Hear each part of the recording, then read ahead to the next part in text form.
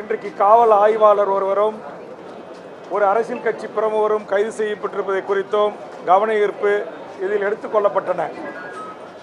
அந்த வகையில் அண்ணா பல்கலைக்கழகத்தில் பாலியல் குற்றச்சாட்டுக்கு உள்ளான மேற்படி ஞானசேகரன் அவர்கள் மிக கடுமையான தண்டனை பெற்றுத்தருவதற்குரிய நடவடிக்கை எடுக்க வேண்டும் என்ற எமது கோரிக்கை ஏற்கப்பட்டு மாண்புமிகு தமிழக முதலமைச்சர் அவர்கள் இதற்கான சிறப்பு நீதிமன்றம் அமைத்து 60 நாட்குள் இந்த வழக்கு விசாரணைக்கு கொண்டு வந்து உச்சபட்ச தண்டனையை பெற்றுத்தருவதும் என்று உறுதியளித்திருக்கிறார்.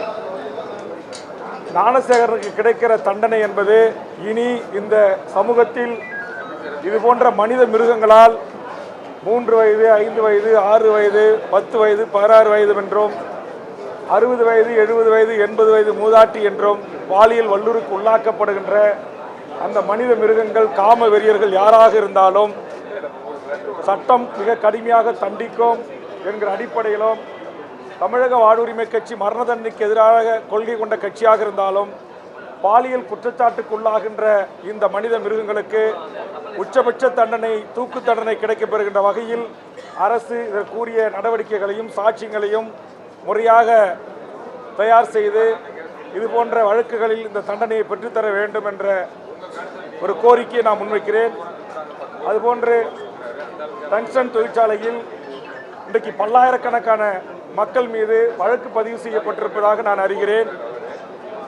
நம்முடைய முதலமைச்சர் அவர்கள் கட்டுப்பாட்டில் இருக்கிற காவல்துறை இந்த கூட்டத்தை கட்டுப்படுத்துகிறேன் என்கிற பேர்வையில் தடியடியோ கண்ணீர் புகையோ துப்பாக்கி சூடு நடத்தாமல் விவசாயிகள் பொதுமக்களுடைய உணர்வுகளை வெளிப்படுத்துவதற்கு அவர்களுடைய வடிகாலாக அவருடைய உணர்வுகளை வெளிப்படுத்துவதற்கு பேரணிக்கு அனுமதித்ததற்கும் காவல்துறையே விவசாயிகள் பேசுவதற்கு ஒலிபெருக்கி ஏற்பாடு செய்வதற்கும் நான் இந்த நேரத்திலே விவசாய சங்கங்களின் சார்பாக போராட்டக் குழுவின் சார்பாக வரவேற்று அதே நேரத்தில் அவர்கள் பேரணியாக சென்றதற்காக பல்லாயிரக்கணக்கான விவசாயிகள் மீதும் பொதுமக்கள் மீதும் வழக்கு போடப்பட்டிருப்பதாக அறிகிறேன். அதை திரும்ப பெற வேண்டும் என்று மாண்புமிகு தமிழக முதலமைச்சர் அவர்களுக்கு நான் கோரிக்கை வைக்கிறேன்.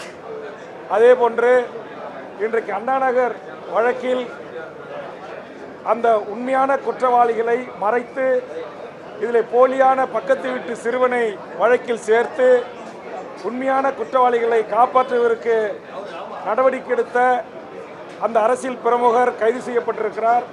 அவருக்கு பின்னால் இருந்தவர்கள் இந்த வழக்கை மூடி மறைப்பதற்கு முயற்சி எடுத்த காவல்துறை அதிகாரிகள் யாராக இருந்தாலும் அவர்கள் மீதும் மாண்புமிகு தமிழக முதலமைச்சர் நடவடிக்கை எடுக்க வேண்டும் என்று இந்த நேரத்திலே கேட்டுக்கொண்டு கடலூர் மாவட்டத்தில் என்னுடைய தொகுதியில் பல்வேறு பிரச்சனைகளை குறித்து கவனஈர்ப்பு தந்திருக்கிறேன். அதெல்லாம் எடுத்துக்கொள்ளப்பட வேண்டும் என்கிற அடிப்படையில் நான் சில கோரிக்கைகளை முன்வைக்க இருந்தபோது பின்வரிசையில் இருந்த ஆளுங்கட்சி உறுப்பினர்கள் வரிசையில் இருந்த திமுக உறுப்பினர்கள் என்ன கோரிக்கை பேச வருகிறேன் என்று புரிந்து கொள்வதற்கு முன்பாகவே நான் வெளிக்காட்டுவதற்கு முன்பாகவே எனக்கு எதிராக கூச்சல் குழப்பமிட்டு எதிர்ப்பு தெரிவிப்பது ஜனநாயக மாண்பல்ல. பேரவைத் தலைவரும் அவை முன்னவரும் ஆளுங்கட்சி கொறடாவும் இதை கண்டிக்க வேண்டும், இனி கட்டுப்படுத்த வேண்டும் என்ற கோரிக்கை முன்வைக்கிறேன். கவன ஈர்ப்பு கொண்டு வந்திருக்கிற நான் கொண்டு வந்த கவன ஈர்ப்பை சட்டமன்றத்தில் பேரவைத் தலைவர் அனுமதியோடு ஈர்த்து பேசிய பிறகு அதற்கு பதிலை முதலமைச்சர் அவர்கள் எழுந்து அளிக்கிறார்கள்.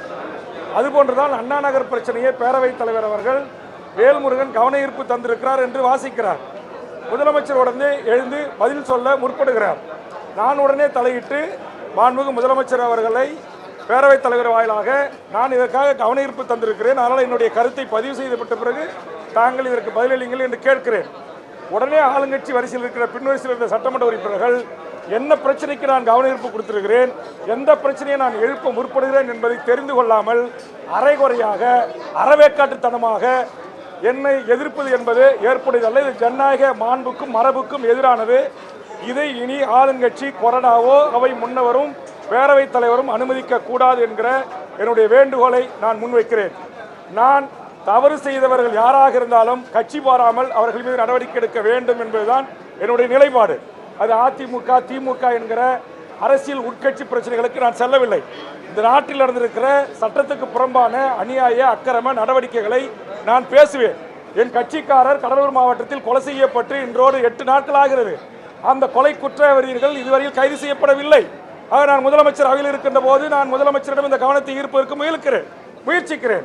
ஆனால் அதற்குள்ளாகவே எழுந்து எதிர்ப்பு தெரிவிப்பது, கூச்சலிடுவது, அதுபோன்று இன்றைக்கு அதிமுக பிரமுகர் ஒருவர் அண்ணா நகர் வழக்கில் கைது செய்யப்பட்டிருக்கிறார். இதற்கு பின்புலத்தில் இருக்கின்ற யார் என்பதை வெளிக்கொணர வேண்டும் என்று நான் பேசுகிறேன். பேசுவதற்கு வாய்ப்பு அப்படி மறுக்கப்படுவதோடு மட்டுமல்லாமல் எதிர்க்கட்சி வரிசையிலே இருப்பவர்கள் எழுந்து பேசும்போதும் கூச்சலிடுவது, அவர்கள் கட்சியிலே உறுப்பினராகவே இன்னைக்கு சட்டமன்ற கணக்கு பிரகாரம் இருக்கிறேன், கூட்டணியில் இருக்கிறேன். நான் ஒரு அதிமுக்கியத்துவம் வாய்ந்த பிரச்சனையை எழுப்ப முற்படுகிறேன். அண்ணா நகர் சிறுமி பாலியல் கற்பழிப்பு பின்னால் இருக்கிற கூட்டம் யார் என்பதை கேள்வி எழுப்புகிறேன். ஆக என்ன கேட்கிறேன் என்பதை தெரியாமல் கூட எதிர்ப்பு தெரிவிக்கிறவர்களை நம்முடைய தமிழக அரசினுடைய அரசு கொறடா, அவை முன்னவர், பேரவைத் தலைவர் மட்டுப்படுத்த வேண்டும் என்று அங்க இந்த கோரிக்கை பதிவு செய்யப்படலை. அதனால பத்திரிகை ஊடகத்தின் வாயிலாக பேரவைத் தலைவருக்கும் தமிழக அரசின் கவனத்தையும் நான் கொண்டு செல்ல விரும்புகிறேன். நன்றி, வணக்கம்.